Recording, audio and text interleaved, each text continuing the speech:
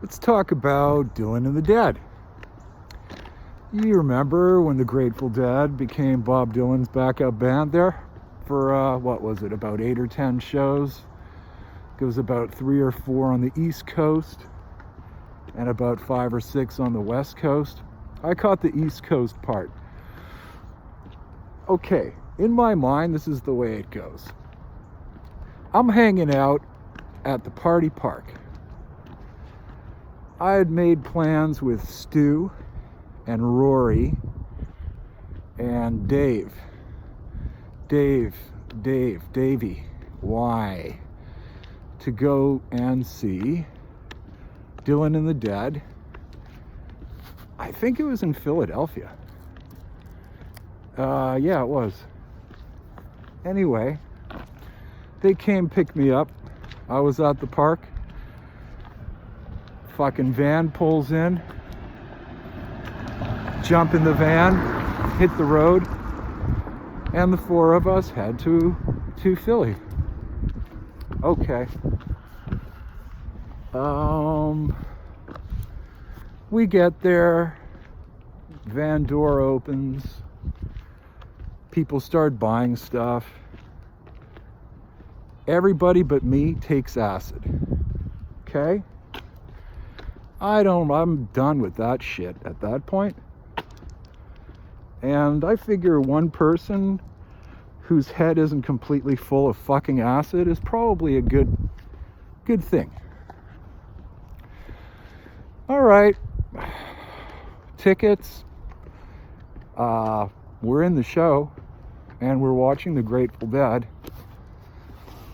And Dave, he takes a walk. And me and Rory and Stu are sitting and we're watching the show, or we're hanging out. Dave comes back. He's slow. He's not as happy as he was when he went. And the 2 t-shirts that he bought, they're gone. Anyway, he's getting very, very high. He's slipping into his fucking head. He's disappearing. And the show continues and we're sort of watching him and, we're guiding him, right? It was a mini set. The Grateful Dead, they're a professional band. Played a great set. We get intermission. We decide to move down on the floor for Bob Dylan. We're very close to the stage. And that was thrilling. You ever seen Jerry Garcia play pedal steel, lap steel? Have you? Well, morning, guys. I'm a bit of a regular here now. So anyway, yeah, the show is fantastic. Not going to say too much about that. All right, well, what happens after the show? Dave is acting very crazy.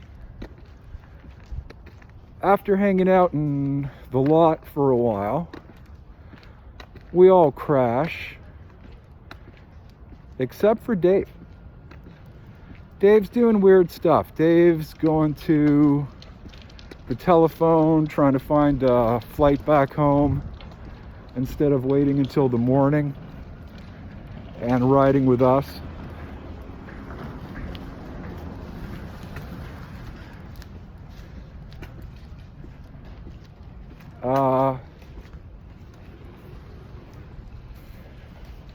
Yeah, just distracted by people. So anyway, we get in the van, we start driving, and I think maybe an hour or so outside of Philly, the van's not doing well. We got to keep pushing it to get going.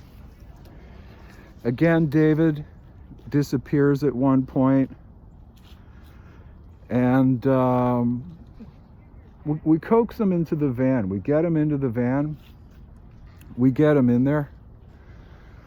I think some people saw us, and Dave made a phone call, mystery phone call.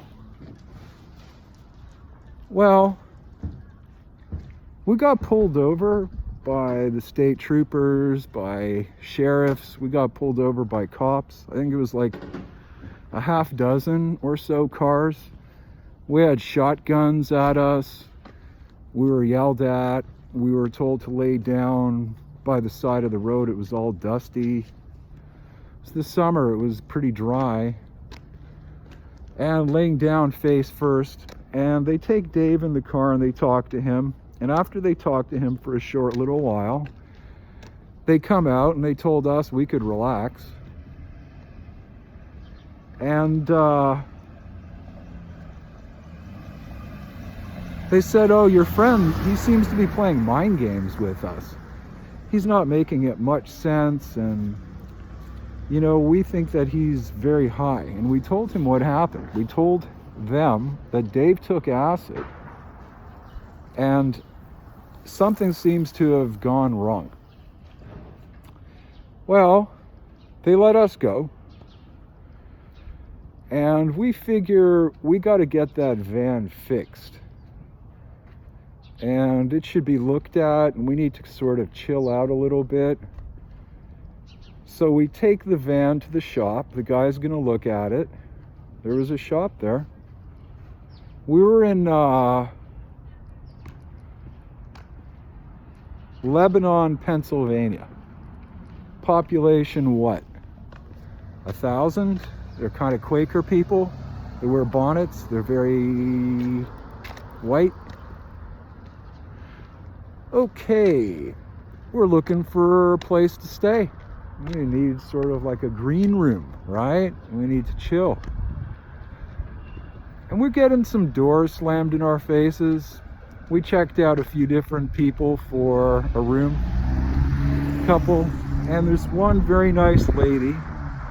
She says, okay, you guys can stay here. So we check into a room. It's gonna be a day or 2 or 3 to get the van fixed. I don't know why we just didn't keep pushing it. But anyway, there we are. We're at the room. Dave's weird. We're watching him. We meet some of the neighbors. We meet Ed, Dave, and Tina. They work at the chip factory. They're heads. They love to smoke pot. They love the Grateful Dead. They become our friends. Well, at one point or another, Dave's father shows up. He's already an old man. He looked like he was 80 or 90 years old. He drove down to Lebanon by himself to pick up his son. Dave told his parents, we're, 20 or something. Dave told his parents he was going to someone's cottage, apple picking or something. I say it always pays to tell the truth. Speak the truth, but leave quickly thereafter. Is that how it goes? So anyway, Rory says, can I have a ride to go to Toronto back there with you guys? And they split, leaving me and Stu at the hotel waiting for the van. Well, our brains start to cook. We start to think, there's a show, another show, and that one's in New Jersey, and it's a pretty close drive. Talking to Ed, Tina, and Dave, they got a relative in New Jersey. If we buy them gas, they'll give us a ride. Sounds good to us. Yeah, we really want to see another Dylan and the Dead show, man. So away we go.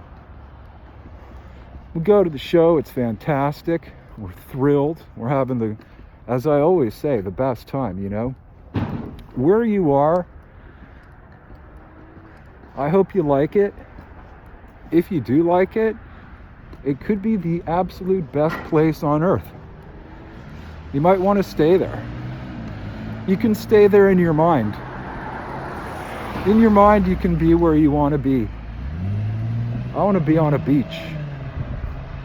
I want a really hot chick to hang out with on the beach. She's not wearing very much, maybe nothing at all. Don't let me get carried away here. I've been quarantining for too freaking long.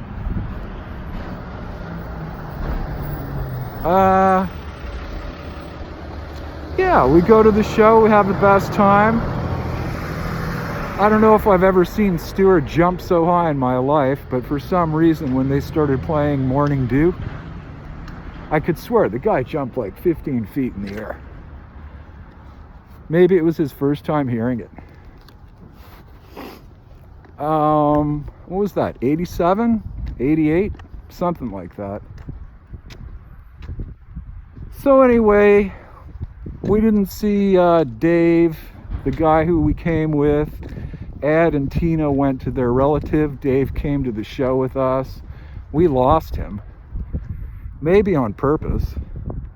At the end of the show, we see him and he's so happy, and he goes, yeah, I got into the show around Not Fade Away time. Pardon me, isn't Not Fade Away the absolute last song? Isn't that the encore? He was happy. We hang out a little bit. There was probably a falafel involved. I really liked the falafels on tour. They were a bit dry and took a while for him to get the tahina together, but when he did, it was very nice. So, we go back to Lebanon. We get the car fixed. Man.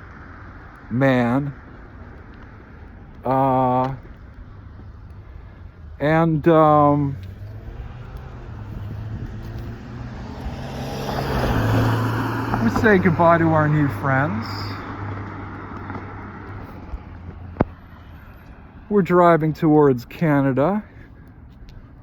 I got one doob. Stu hit some sort of hard braking thing. The entire doobie went into the air conditioning heating stuff. Well, you know, those holes, whatever they're called, on the dash. We get to the border. The guy asks us where we've been, how long, are we bringing anything back? And then he looks at us and goes, do you guys do drugs? And I said, well, sir, I used to, but now I've basically got it to having a couple beers every now and then. And he kind of smiles. And so did Stu, and so did probably I. And we drive through and we go home.